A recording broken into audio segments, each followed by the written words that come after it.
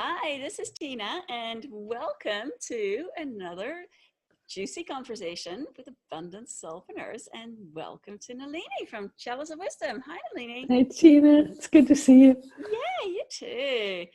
I would love to dive into what I think is a juicy topic, but that really waking up is not for sissies.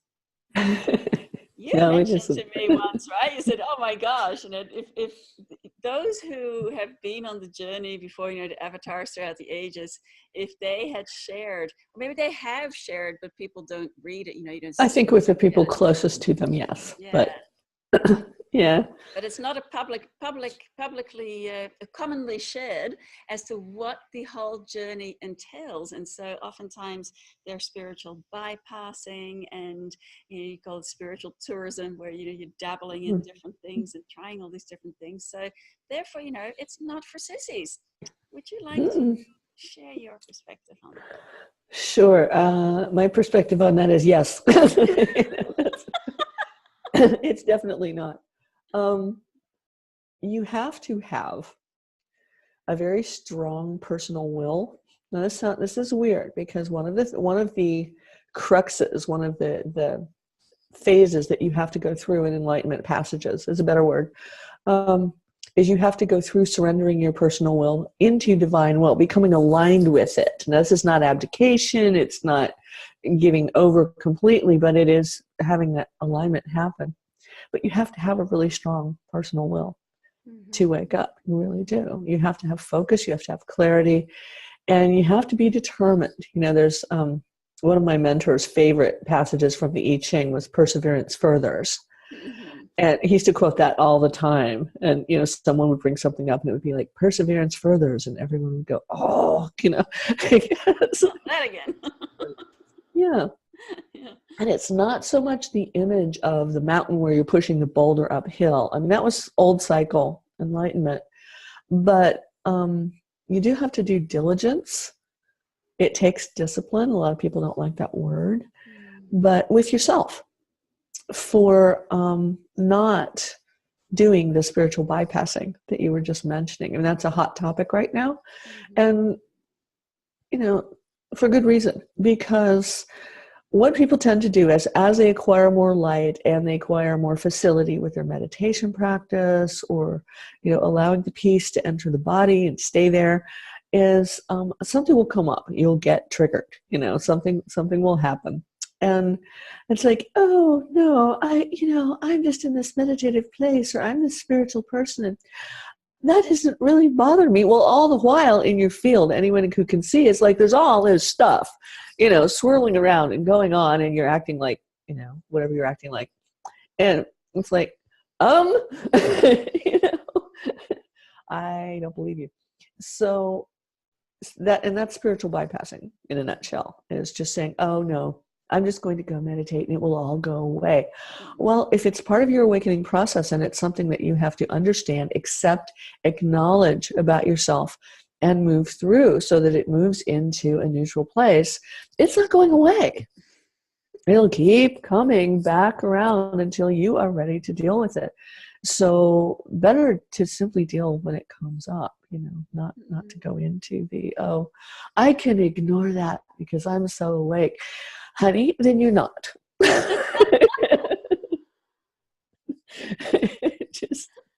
I really can't put it any more plainly than that. We're all going to be working on it for our whole incarnation. This incarnation is like that. So it's kind of gloves off and willing to walk through every day with whatever comes from the clearest, best awareness that you can, and bring that through the body and bring that into your daily life. And then you are the antidote to spiritual bypassing. I mean, if I have something where I'm triggered or whatever, I will go and meditate, but not to get rid of it, or not to like feel better, or, "Oh, I'm going to rise above that," which you sort of do, but to give me perspective on what it is that needs to be dealt with. And then you don't ignore the elephant in the room, or the whatever it is, the demon, the whatever. You deal with it. You say, "Oh, okay, that's part of the whole, that's part of the infinite, that's part of me. Therefore, I might not want that thing to be part of me, but that's just too bad, because that vibration has to be dealt with one way or another. It doesn't mean you'll become that. It doesn't mean any of the things our minds tell us it will mean, but really, really dealing with it. So in that respect, no, enlightenment or the awakening process is not for sissies. If you would just want to go and have a good time and feel better and bliss out and go to these events and meditate and everything, then by all means do that. Maybe that's what you're here to do in this life, and bless your heart, you know.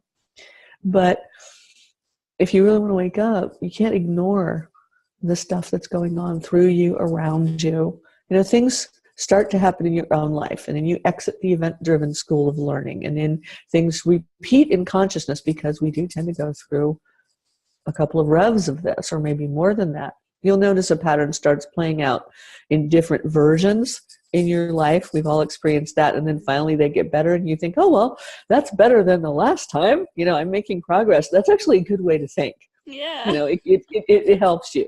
It doesn't mean it works on, but you know, it's encouraging. You know, you're encouraging yourself. Keep going. You know, Japanese have a word for this, gambate.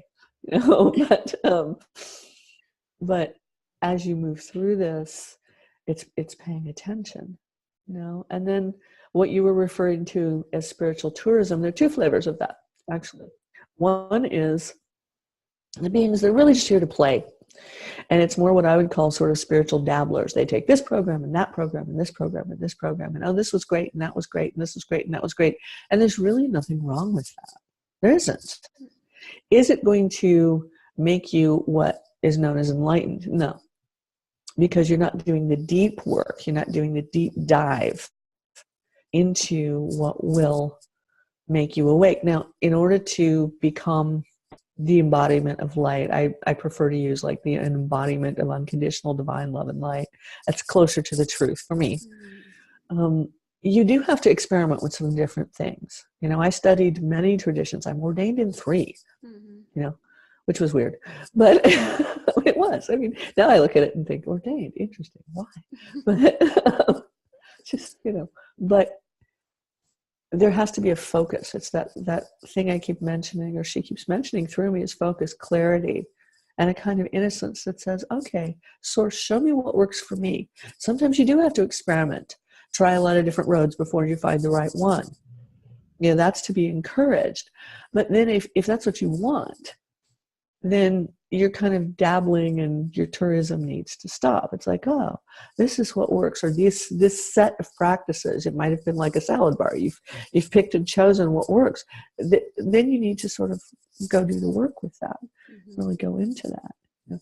The other form of spiritual tourism is just fun. It's like mystical journeying. You know, I do some of that with my students, which is you go and you have an immersion in an amazing spot on the planet. There are a few of them that still exist, where it's just these beautiful, pristine energies, and you let the land and you let the source that's within nature instruct you and train you into that vibration. You know, traveling to power spots, sacred spaces, things like that. And that's amazing. Yeah. You know, that's fun.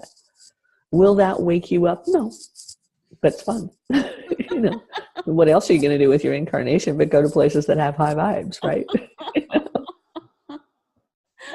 Yeah. Or you could be one. You could become one. Yeah. Well, the fun thing there is, though, that if you have an immersion experience like that, and especially you're part of growing community, or you have a tribe, you know, others that you can share this journey with, then supporting each other in the continuing on the journey can be so supportive. Yes. Yes, it's a real support. It's a real vacation for your entire essence, your entire continuum. Just relax into source in a place that's really pristine, or the energies are really high, and just relax in that and enjoy it. You know, instead of going there and thinking, okay, I'm going to sit here and I'm going to meditate and I'm going to get what this place has for me. You could hurt yourself. Really, it's more just relaxing into it. And this energy is so wonderful. You know, why don't I enjoy it? You know, I had that experience. I was sitting at Montségur in Provence, you know, up on the top of the tower, right? And it's just this incredible energy up there. And so at the time, because there were a lot of people there who I had traveled with, And they were all thinking, okay, I'm here to do this or pick up this past life memory or do that or do whatever. And they probably were, you know. But I was sitting there thinking, oh, well, okay, well, maybe there's something like that for me to do here. How can I help? And Source came right through me. And it wasn't a voice, it was an understanding that came through me and said, when do you get to sit in energy like this? Why don't you just enjoy it? Yeah. It was great. And it's like, and she'll do whatever, Source will do whatever needs to be done through you. Beautiful. Yeah. It's only our egos that make it important. Yeah. So speaking of mystical journeys. Mm-hmm. Oh, you want me to talk about that? Okay. Only if you want to. Well, no, the one that is planned for this year, I think there will be one or two other small ones. The one that's planned for this year is over the equinox in September from the 20th to 24th, and it's in Tasmania. Australia! Yes.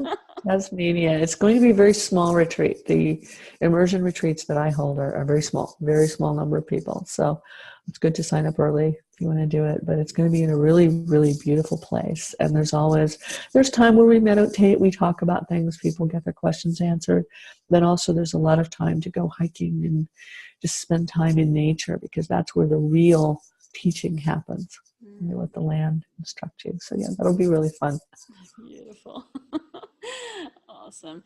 Yeah. So, wow, circling this around again so many different ways of supporting this whole awakening process. Right? And the other thing too, when I said it's not for sissies, I think one of the things that is really ties into a conversation we had before, saying how important it is to be kind, and that because we're in this incarnation here where we are able to go through all these transformations and still actually be in our physical body, then it's clearing out the records and memories of lifetimes, eons of records and memories that may have been dragged around that were not able to be processed without leaving the body. So I think sometimes these deep layers can come up, and like you say, it's like going on a spiral.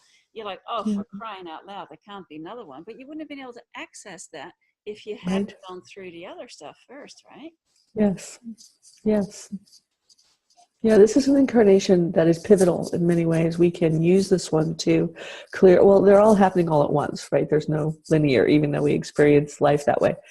But this is a way to sort of pull it all in and be able to clear it all there. I mean, or transcend it, understand the learning. It's really about the learning. What was the learning? Take what you learned as the gift and let the lesson go. We all say, oh, I need to take my lessons with me. No, you need to take your learning, your wisdom with you. And Source has it anyway. You can always access it. It's always there. You don't have to carry it around. But let the lesson go. And so many things repeat in our lives because we just have this idea that I don't want to lose that lesson. Well, don't keep it on a leash and drag it behind you. Yeah. Not a good idea. Yeah, or it can be like the voices that'll go, oh, I'm afraid that if I let that go, I might forget and I'll make the same mistake again. It's right. Like, One of the fears in a lot of what so-called spiritual seekers is that they will lose what they have gained. And that isn't possible, because if you truly have become something, you have embodied something, you've become that state of awareness, which is really what happens. That is always within the source that you are. Everything is always within the source that you are. You are infinite. Your spirit is the Holy Spirit. You've just been taught differently. And it's not possible for that to happen. So relax. Let that stuff go. Beautiful. Oh, great. Just so interesting. I love having these conversations. It's like talking about topics that you may have heard many others talk about, and sometimes you hear slightly different perspective in every place. So it's really beautiful. All right. Is there anything else you'd like to share with us before we wrap up our juicy chat for today? Nothing I can think of. Just, muscle up. Yeah. But we were talking about it not being for sissies. And don't be afraid. There's nothing to be afraid of. Unconditional love and fear cannot exist in the same vibrational space. So choose the love. Yeah, beautiful. And for everyone watching, if you would like to have some support, some resources to support you on this journey of awakening and enlightenment and all of that, then go check out chaliceofwisdom.com and you will love many of the goodies offered there. And also be sure to, I think I really love your blog posts and the posts that are on the Medium. So there is just so many, Medium. so many beautiful things that you share. You write so beautifully. So Oh, thank you. yeah, I'm learning. so many different ways to receive that information. And what I find when I'm reading them, it's like I feel the transmission through it. And even if I don't consciously, it definitely goes unconsciously. At some level, I feel the energy shifting. So just give yourself the gift of hopping on Medium or reading the blog and just read whichever topics you're drawn to and just let that in and enjoy that journey. That's it. Have a wonder-filled day, and until we meet again, many joyful blessings. To you.